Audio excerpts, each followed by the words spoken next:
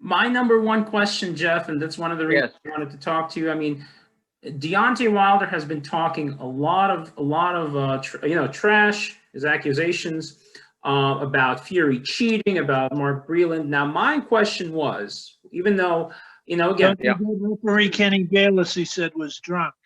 Yeah, and I mean, he said like somebody put a curse on him the other day, or apparently my question was this: until I see proof that Fury cheated, I don't think he cheated. But if I go back to the Panama Lewis cases, there were a few instances. So now there were some cases with Fury and the tainted meat scandal or whatever it was, right? With the subs. But my main question was before the fight, there was a British ref, Marcus McDowell, and he was checking his. Marcus McDonald.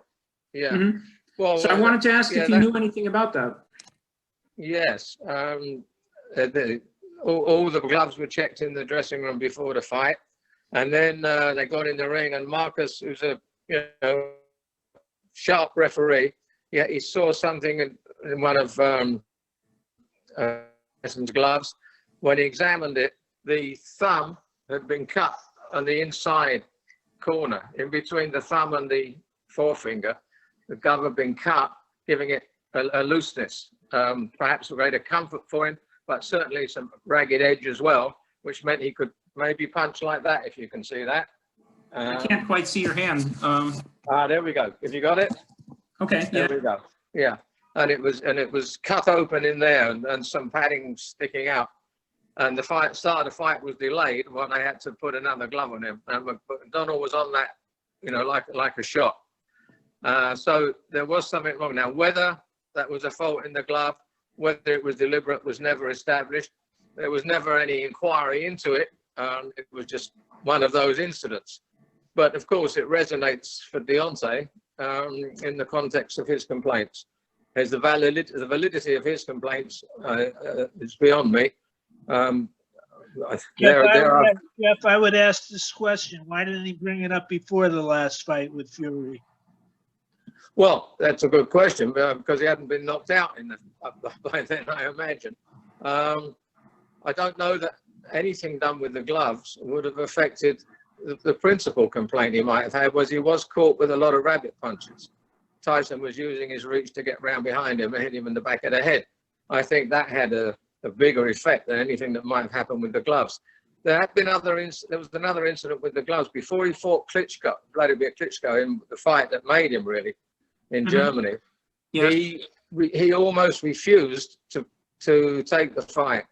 He said if he couldn't have the gloves that he particularly wanted, he was going to pull out. There was an issue over the ring canvas being spongy as well, and he had the ring canvas. But that was quite well publicized. But there was also an issue. He insisted, although it wasn't in the contracts, as far as I know, he insisted on wearing a particular glove, which had not been agreed, and that he was going to walk out of the dressing room and out of the fight if he couldn't wear his gloves.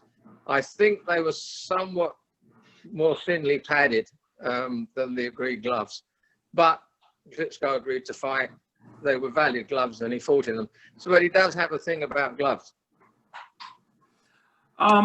Yeah, that was my thing. Like, I'm not saying that Fury cheated, but it's like if there's a precedent, and maybe it was in the hammer fight, maybe it was a defect in the glove. That's not established, but you ask questions. The issue I have with Wilder is, let's say if he's got a different accusation against like Mark Breland, if Fury did cheat, you would think that Breland saved him from being assaulted in the ring by gloves that were not,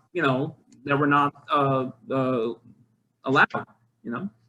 There were a lot of there's a lot of inconsistencies to his various complaints, aren't there? Which is difficult to reconcile, as you say, that Breland's action with the fact that if he thought he was being cheated, he was hit by some lump of stone or whatever in the glove, a dent in his head. Then it was probably just as well to get him out of there. I agree with you. There's inconsistencies. Deontay's losing about as well as Donald Trump at the moment. I mean, he's very, very reluctant to accept the defeat. So it's difficult. I mean, there was the question of of the meat issue, which was among the factors that took Tyson out of the ring for a long time. It necessitated the stripping of his titles because he didn't go through with his return match with Vladimir, and then didn't defend the titles. And you know, he's a colourful character, and he has a kaleidoscopic roller coaster, fascinating career. There's always incidents around Tyson. There's always extravagance. There's always hyperactivity. There's been his recovery from his chronic depression, which is all genuine. He's become a role model for mental health. There's never a dull moment with Tyson, and the gloves thing is another part of it, I guess. I don't see Tyson as an endemic cheat. I think that, you know, what Wilder's doing is he's trying to hype up the third fight, but what most fans want to see is Fury versus Joshua. I think that's the biggest fight. Mike agrees with me on that. What's the takeover in the UK on that? Let me just recap on what you probably missed. I say that no matter how harebrained it all seems of Deontay at the moment, and he doesn't seem to be in the best place psychologically either, this might not be the best time for a third fight. We'd all like to see Fury Joshua. Assuming Fury wins that, I think he's as morally obligated to give Deontay the third fight, which he promised him, as Deontay was to give him his rematch, even though Deontay felt robbed of a knockout in the first fight. And I do think that, in actual fact, 99 times out of 100, that fight would have been stopped in Wilder's favour. So I think Deontay's right to expect Tyson to honour his word, as he honoured his in giving Fury a second fight. He could have just said, if he wanted to be difficult and if he thought it was dangerous, look, I beat him. I didn't get the decision, but I got the draw. I've still got the title. Maybe we'll meet someday down the road. I think Tyson should, whether or not the contract ran out, I'm not certain, but he should at some point honour that promise if he is still world heavyweight champion. Yeah. I mean, on the other hand, guys, is it fair for Wilder to sit idle for a year? No, that's difficult. But then everybody's been sitting idle for a year. I mean, Tyson's taking this interim fight with the German guy in December just to keep active. I guess that that Deontay can do the same against somebody he's not going to be in great danger to. Keep warm, and I would like to think that the two of them would meet. I would be interested to see the third fight. Something was up with Wilder. Certainly, Fury changed his tactics, which he told him he was going to do it. He didn't believe him. He thought it was he thought he was conning him.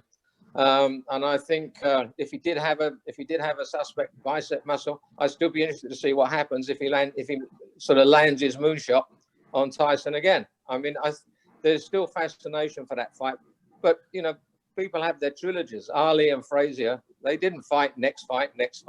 There were 2 or 3 year intervals between their 3 fights. So I think this can come back. Say it again. The second Ali Frazier fight was Sorry, inconsequential. Mike. The second fight between Ali and Frazier was very inconsequential. Okay, that's a fair point. Yes, it was. So we had the fight of the century, and then we had the thriller. You know, it was the first and third fights were fantastic.